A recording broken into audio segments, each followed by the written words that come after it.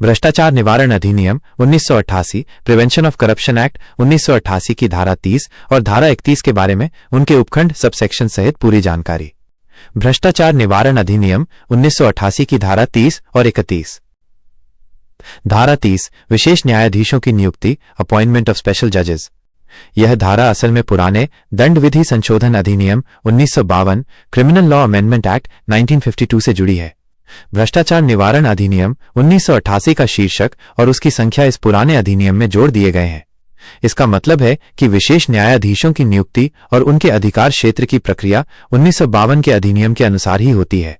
1952 के अधिनियम की धारा 6 के अनुसार: 1. नियुक्ति। केंद्र सरकार या राज्य सरकार आधिकारिक राजपत्र में अधिसूचना द्वारा उतने विशेष न्यायाधीश नियुक्त कर सकती है जितने आवश्यक हों। 2. योग्यता। कोई भी व्यक्ति विशेष न्यायाधीश के रूप में नियुक्त नहीं किया जा सकता जब तक कि वो सत्र न्यायाधीश, सेशंस जज, अतिरिक्त सत्र न्यायाधीश, एडिशनल सेशंस जज या सहायक सत्र न्यायाधीश, असिस्टेंट सेशंस जज न हो। 3. अधिकार क्षेत्र। विशेष न्यायाधीश उन अपराधों की सुनवाई करेगा जो भ्रष्टाचार निवारण अधिनियम 1988 के तहत आते हैं। धारा 31 निरसन और व्यावृत्ति, रिपील एंड सेविंग। ये धारा पुराने कानूनों को निरस्त, खत्म करने और कुछ प्रावधानों को बचाने से संबंधित है।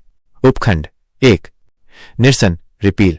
इस उपखंड के तहत भ्रष्टाचार निवारण अधिनियम 1947 और दंड विधि संशोधन अधिनियम 1952 को निरस्त किया जाता है, यानी ये दोनों कानून अब लागू नहीं होंगे। उपखंड 2. व्यावृत्ति, सेविंग। इस निरसन के बावजूद कुछ चीजें अप्रभावित रहेंगी। सरल शब्दों में, लंबित मामले।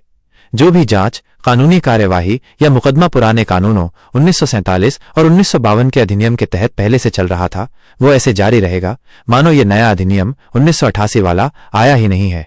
पुराने आदेश।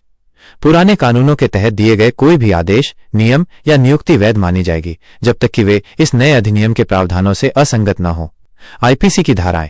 भारतीय दंड संहिता आईपीसी की धारा 161 से 165A को निरस्त कर दिया गया है, लेकिन इस निरसन का साधारण खंड अधिनियम 1897 जनरल क्लॉजेज एक्ट 1897 की धारा 6 के संचालन पर कोई प्रभाव नहीं पड़ेगा। इसका मतलब है कि उन धाराओं के तहत पहले से चल रही कार्रवाइयां प्रभावित नहीं होंगी।